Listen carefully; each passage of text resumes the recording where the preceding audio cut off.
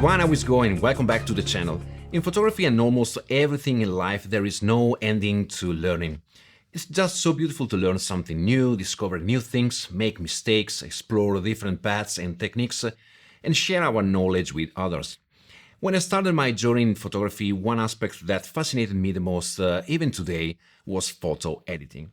I remember my first edits. I was so delighted seeing how my images changed drastically, not necessarily in a good direction, actually, just moving a few sliders in Lightroom and Photoshop. It was so funny to play with tone sliders, colors, local adjustments, masks, and any fancy filters. Oh gosh, so much fun. But what I rapidly discovered was that I didn't know exactly what I was doing, and more importantly, why I was doing it. After a few months and then a couple of years, I looked back through some of my old images and I was very frustrated. They totally sucked. Actually, I'm not sure this kind of loop will ever be over. Anyway, I definitely missed something during the editing process, and it was not the lack of a specific technical skill or the wrong software or other stuff like that. What I was missing was the overall vision and what I was doing and the meaning of the image. It's something that I find frequently among beginner photographers since they don't have enough experience to understand where to start, why specific adjustments are important. It's easy to lose ourselves between random adjustments here and there with no pre-planning. Even though there are no rules for edit images, we all have our tastes, sensibilities, and our styles. Editing is not quite as simple as it sounds. So today what I want to do is to share with you what I call ACDC System.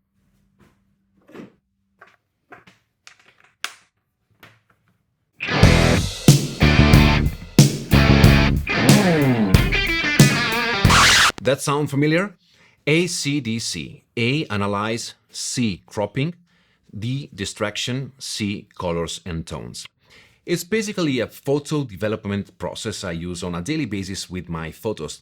And to discuss the process, I will use this image as an example, showing you the behind the scene to bring the photo from here to here. And I can't guarantee your photos will always be amazing.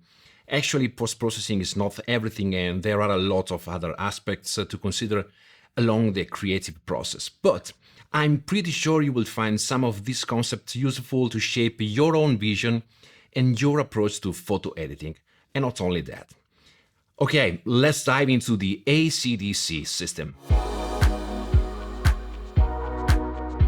This is our example image, and I captured it during a workshop I led last year in the Lofoten Islands. For this shot I used the Fujifilm GFX 50R with a Fujinon XF 32 to 64mm f4 zoom lens. It's a standard wide-angle shot with a full-frame equivalent focal length of 27mm.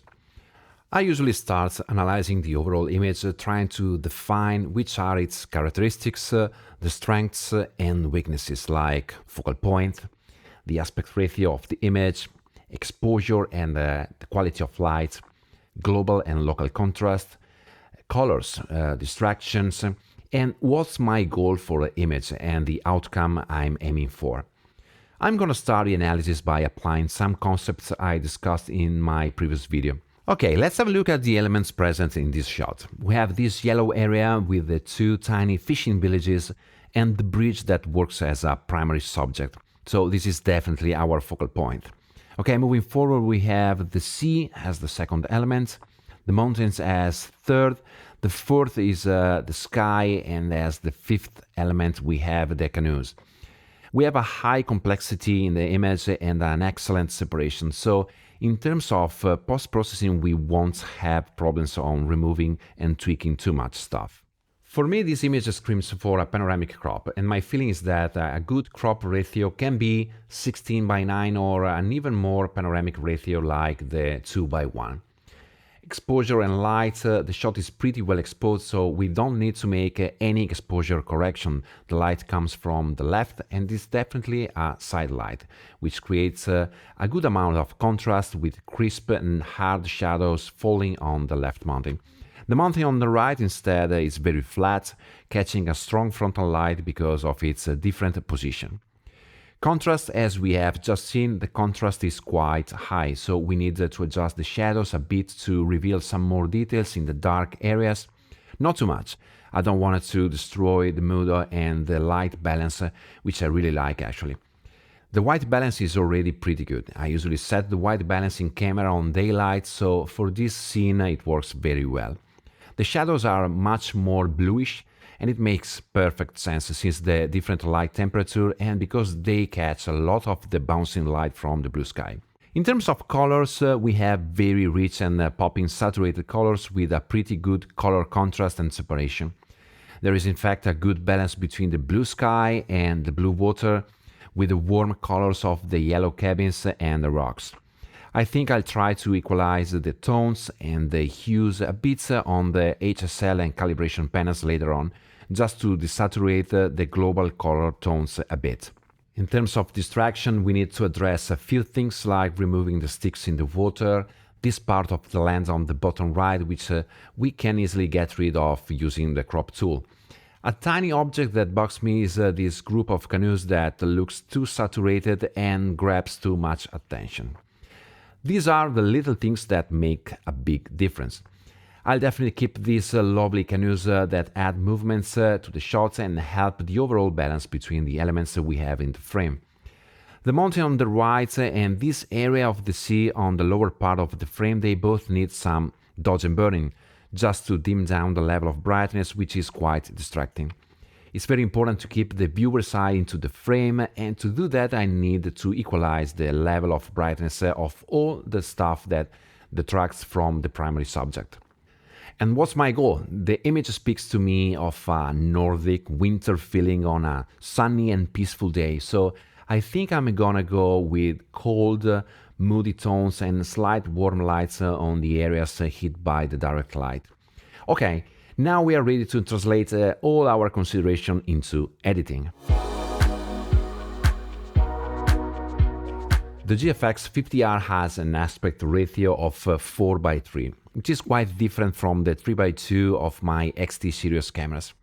It looks more squarish in comparison, and for this shot it doesn't work properly. So what am I gonna use instead is the 2:1 aspect ratio, because for this image I really want to create a wide panoramic feel. I'm not concerned about the loss of resolution since it's a 50 megapixel RAW file and I have enough room to work with. You probably won't see the 2:1 option in your drop-down menu, and that's because it's not a default ratio in Lightroom. So what you have to do is to create it from scratch. To do that, you need to select the drop-down menu, enter Custom, and enter Value 2 in the pop-up window. Then click OK. Now you have a new custom aspect ratio preset for the crop tool. Now we need to address all the distraction we took note before. I'm gonna grab the spot removal tool and I'm gonna remove all these sticks. Then I wanted to address these canoes, decreasing the saturation level and the brightness. I'm gonna create a selection using the radial filter. I'm gonna activate the range mask option, selecting by color. And now I select the canoes and I'll adjust the amount slider to refine the selection. So let's reduce the saturation and decrease the exposure just a bit. About this mountain, since it's not something I have to remove with the clone tool, I'll address its brightness in the next section, just in a minute. Here is the section where the magic happens and where most of the work is done. Before starting with the color and tone adjustments, let's activate the chromatic aberration correction, just super simple. Okay, here we are. I usually start to editing by applying the color profile that fits better the mood of the image. I've talked about color profiles in this video up here about the foundation of RAW development. For this specific image, I'm gonna use the Fujifilm Classic Chrome, which is one of my favorites, and it basically remaps the colors and adds a bit more contrast to the RAW file. By its very nature, the Classic Chrome has subdued colors with hints of cyan, and it tends towards the cooler tonalities. Of course, this profile is only available for Fuji cameras, but you can choose whatever profile you prefer, and it really depends on the direction you want to give to the image. Then what I want to do is to set the white balance, so I'm gonna warm it just a tad, just like that. Now I'm gonna start with the global toning, adjusting the exposure, the contrast, highlights, shadows, whites and blacks. I want to reduce the clarity a tad, just to introduce a sort of glowing effect on the brightest areas and giving to the image a bit of a dreamy look. A negative clarity value also helps to soften the contrast in the midtones. Be aware of not pushing it too much, otherwise, like in this example, we will start to see terrible halo artifacts in the edges, like here on the mountains. Now, I'm going to increase a smidge the texture level, emphasizing the fine details in the cabins, the rocks, and the mountains, of course. As you can see, as we introduce more contrast, the saturation of the blues immediately goes crazy. We will see the color correction and color grading after this section, but in the meantime, I want to pull down the saturation just of the blue and cyan, so I can continue the image editing without making my eyes water. Okay, after that, I want to go to the tone curve panel to shape the global contrast of the image, creating a basic S-curve. The tone curve is more flexible than the contrast slider because you can target and control specific levels of brightness, whereas the contrast slider works on the full tonal range. Then I'm going to increase the black point, giving a slightly faded look to the image. I also decrease the white points by clamping the whites level in order to have a slightly muted extreme highlights. These couple of adjustments work particularly well in combination with the negative clarity values because they help to create a softer and less edgy look. Especially with images like this one where we have, except for the empty sky, a tremendous amount of fine details and a contrasty direct light. Great, I like it. I think we are good with the global tone adjustments. Now, turning to the local adjustments, what I want to do is to decrease the brightness of the mountain in the background. So I'm going to put a graduated filter and I'm going to decrease the exposure and the highlights. And now you can see how the top right area of the frame is less distracting. I also want to dim down the brightness on the bottom right, dragging the exposure slider down and also the saturation just a tad. Otherwise, this part would look too saturated and distracting. After these few tricks, I automatically created a sort of natural vignetting without using the dedicated tool in Lightroom, which I actually never use. A bunch more adjustments. I want to add a bit more clarity in the water reflection in this area, so I'm gonna use the brush tool. Very subtle but effective adjustments. Another radial filter here on the water to increase the whites to emphasize the reflections. I also want to increase the highlights and decrease the clarity at the -7 to smooth out the ripples. And a last radial filter here to increase the exposure, so now the island stands out much better.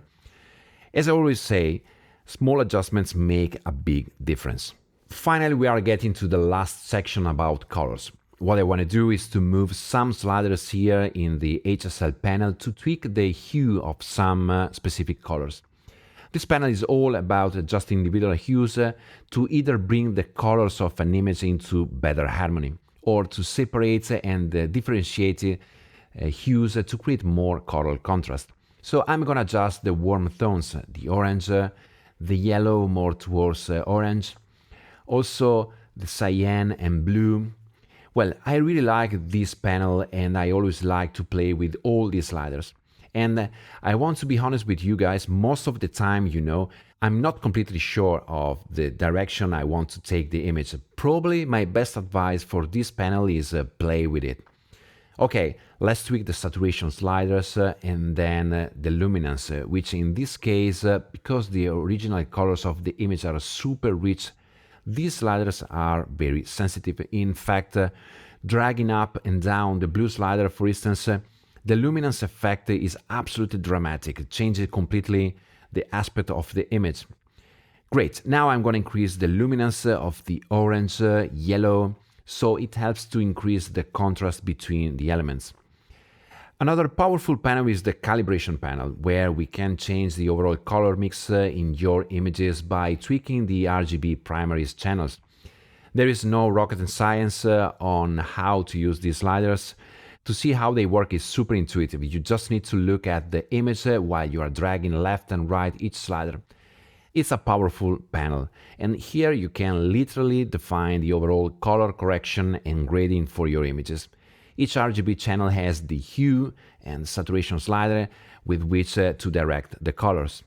The last panel we are going to see is color grading, and it's very important.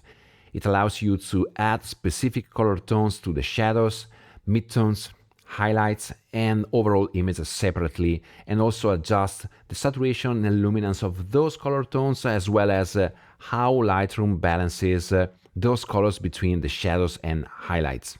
Lightroom lets you separate out midtones from shadows and highlights with a 3 wheels system. For this shot I introduced the same hue value for both shadows and highlights in a different amount to increase the icy feeling of the scene. I tweaked the luminance, which is very similar to the one we find in the HSL panel, and then the blending and balance that adjusts the colors transition between shadows, midtones and highlights. The before and after, it makes a huge difference to the image. So my first suggestion when using this tool is to make sure your photo is pretty much already edited and corrected. I tend to apply my stylization, the color grade, as the very last step in my editing process. Anyway, the best way to learn is to experiment. Great, the editing is pretty much done. So let's take a look where we started. And that's not a terrible effort for 10 minutes. And from the raw file to the finished image, we have a lovely, professional looking photograph. With a few target adjustments, we completely transform the image. Now it speaks more to me. Just a really simple edit can make a huge difference, and I think for this image it works pretty well. Okay, that's it. This is my personal approach, but if something doesn't work for you with the ACDC system, feel free to scramble the sections as you like it, no problem. Alright guys, thanks so much for joining me. I hope you found the video interesting and useful, and if you have any comments or questions, leave them in the comment section down below. As always, thanks so much for watching, and I'll see you in the next video. Ciao!